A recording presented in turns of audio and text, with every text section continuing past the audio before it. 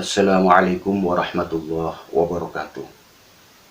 Sewaktu-waktu Siti Fatimah, putri Nabi Muhammad SAW, mengadu kepada Nabi Muhammad tentang capeknya, payahnya dalam mengurus rumah tangga karena harus mengerjakan ini dan itu, capek, berimbas kepada fisik. Maka Fatimah yang merasa lelah ini kemudian mengadu kepada Rasulullah Muhammad SAW agar diberikan budak. Budak di zaman dulu bisa terdiri dari tawanan perang yang dijadikan budak. Nabi Muhammad SAW kemudian menolak permintaan putrinya Siti Fatimah. Kenapa? Karena budak adalah hak negara. Hak negara tidak boleh diambil untuk hak pribadi. Kemudian Nabi Muhammad SAW tidak juga mendatangkan asisten rumah tangga, tidak mendatangkan seorang pembantu untuk membantu pekerjaan-pekerjaan rumah. Namun Nabi Muhammad SAW memberikan zikir yang mesti dibaca oleh Fatimah. Zikirnya sudah sangat kita kenal. Subhanallah walhamdulillah wala ilaha illallah wallahu akbar wala hawla wala quwwata illa billahil aliyil azim. Subhanallah, Maha suci Allah. Alhamdulillah, segala puji bagi Allah. Subhanallah walhamdulillah wala ilaha illallah, la ilaha illallah, tidak ada Tuhan selain Allah. Allahu akbar, Allah maha besar. La haula wala quwwata illa billahil aliyil azim, tidak ada daya upaya, tidak ada kekuatan kecuali Allah subhanahu wa ta'ala.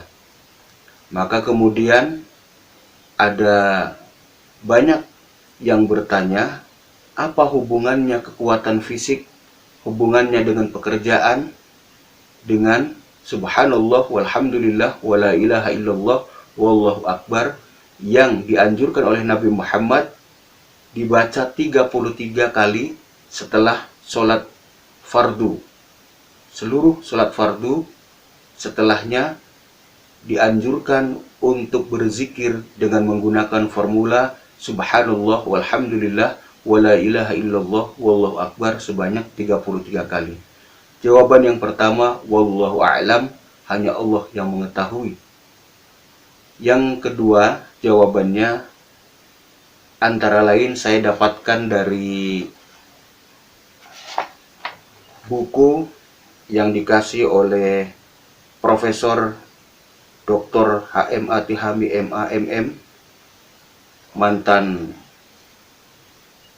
Rektor Universitas Islam Negeri Sultan Maulana Hasanuddin Banten di Serang.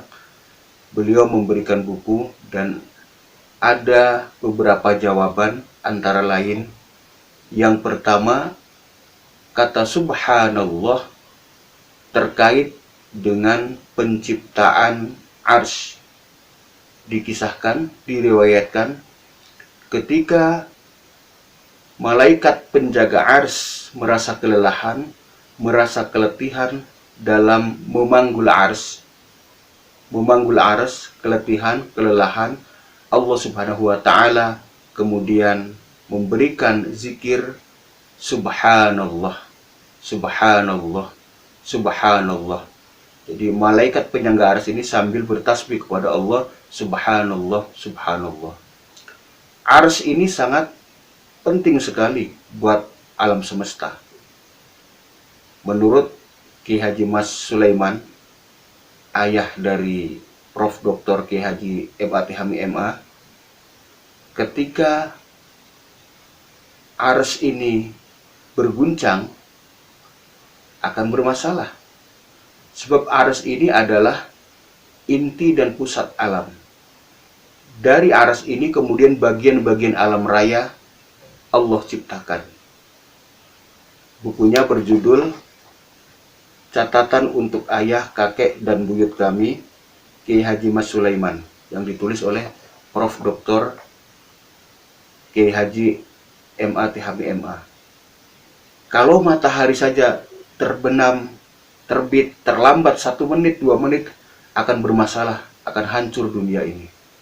Kalau matahari terlambat, berarti matahari ada yang menjaga, yakni malaikat. Demikian pula arsy. Kalau tidak dijaga dengan baik, maka akan bermasalah alam semesta. Sebab arsy diyakini sebagai pusat dan inti bagian-bagian alam yang sangat penting ini. Diajarkan subhanallah, subhanallah. Terkait dengan alhamdulillah, di buku ini dijelaskan ketika Adam alaihissalam Allah tiupkan ruh, Allah sempurnakan menjadi manusia, maka Adam sangat senang, sangat gembira, sangat bersyukur kepada Allah dan mengajarkan zikir alhamdulillah, alhamdulillah, alhamdulillah. Terus memuji Allah.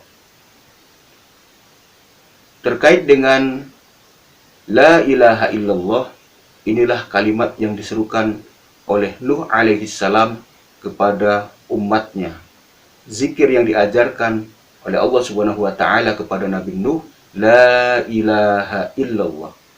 Bahkan ketika menyeru umatnya untuk naik perahu karena banjir bandang sudah dimulai, dengan seruan la ilaha illallah, tidak ada Tuhan selain Allah. Allahu Akbar terkait dengan prosesi penyembelihan Ismail alaihissalam oleh Ibrahim, dan juga zikir dengan malaikat yang membawakan hewan kurban. Zikirnya Allahu Akbar, Allahu Akbar, Allahu Akbar. Dan setiap kali Nabi Muhammad SAW membaca riwayat-riwayat sejak penciptaan alam sampai terjadinya prosesi penyembelihan Nabi Ismail alaihissalam yang kemudian oleh Allah diganti dengan hewan kurban, Nabi Muhammad SAW selalu berzikir dengan lafaz halqalah yang Allah ajarkan, la haula wala quwata illa billahil aliyil azim. Dan Fatimah yang merasa kelelahan, merasa letih melakukan pekerjaan setiap hari, rumah tangga yang tak pernah beres dan selalu membutuhkan fisik yang prima, diajarkan oleh Nabi Muhammad SAW dengan menggunakan lafaz, dengan zikir subhanallah walhamdulillah wala ilaha illallah wallahu akbar wala haula wala quwata illa billahil aliyil azim. 33 kali, sebanyak 33 kali setiap sholat fardu, subuh, zuhur, asar, maghrib, isya.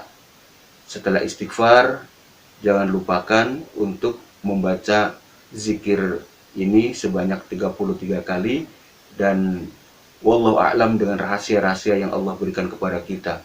Mungkin secara fisik kita akan Allah beri kekuatan, Allah izinkan untuk kuat menjalani aktivitas-aktivitas sehari-hari.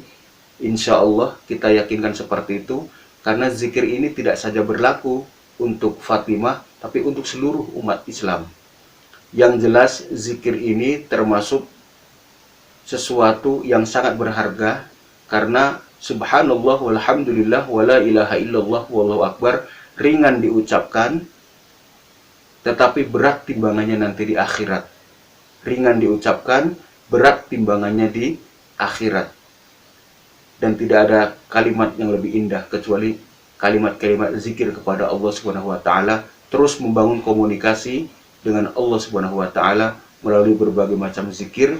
Dan yang sangat dianjurkan adalah subhanallah walhamdulillah wala ilaha illallah wallahu akbar wala haula wala quwata illa billahil aliyil azim setelah sholat fardu sebanyak 33 kali. Terima kasih. Assalamualaikum warahmatullahi wabarakatuh.